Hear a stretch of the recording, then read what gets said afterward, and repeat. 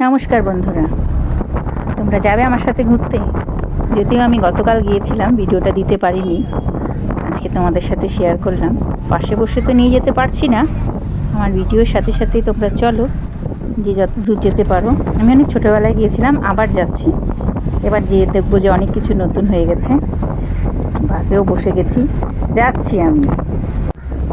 এই যে দেখুন, উনি ঘুমাচ্ছে, প্রচুর ঘুম পেয়েছে মনে হয়, এই পড়লো। যাই হোক, চলছি আবার।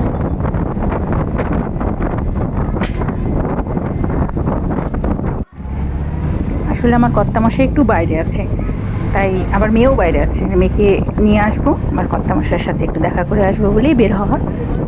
তখনই এই ভিডিও আমি করছি আর কি, তোমাদের সাথে শেয়ার করব বলে। দেখো চারিদিকের যা দৃশ্য না, ওই যে পাহাড়, আর পাহাড়ের পাশে মেঘগুলো মনে হচ্ছে গা ছুঁই করছে। সত্যিই খুব সুন্দর দৃশ্য। আবার চলছে গাড়ি, এবার আমিও চলছি।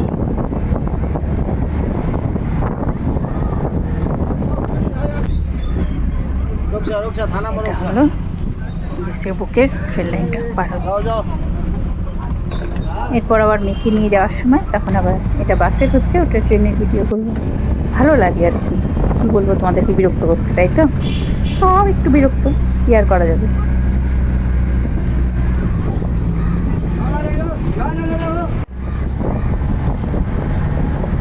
চলো তো দেখি কোন জায়গায় যাচ্ছি।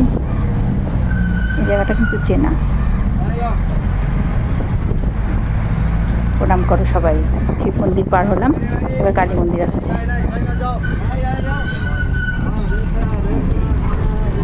সেবক কালীবাড়ি।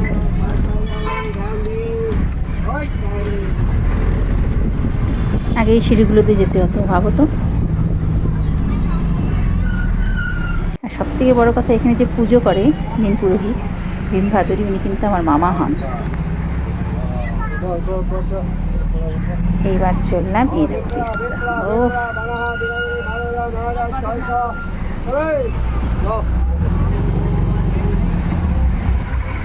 দেখেছো, মনে হয় না পাহাড়ের ওপাশে কি আছে।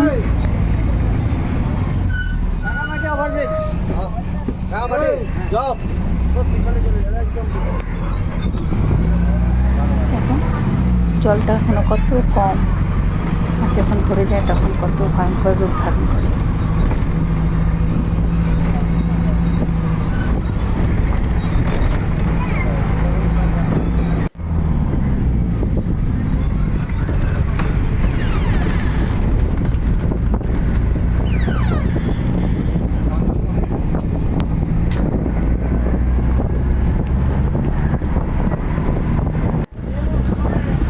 এটা বলো তো কোথায়?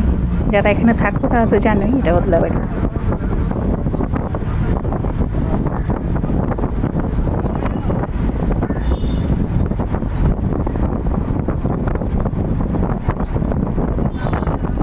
আর কিছুক্ষণ পরে আমি পৌঁছে যাব।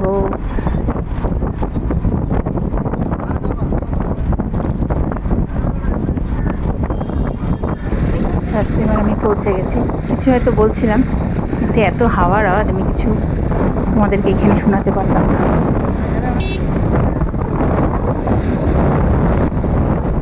প্রচুর হাওয়া পেয়েছে।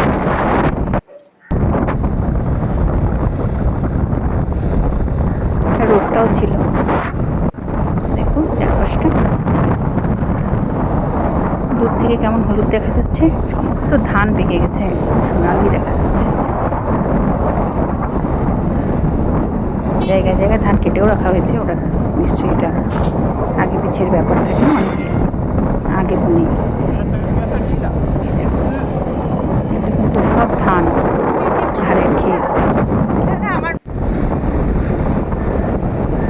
যত দূর দেখা যাচ্ছে না, তত দূরে ধান। এগুলো সব বাঁশঝাড়, খুব সুন্দর। দেখো ওই যেগুলো কাটা হয়ে গেছে, এখানে কচুরি পানাও আছে, দেখবে এই দেখো, দেখো কচুরি পানা।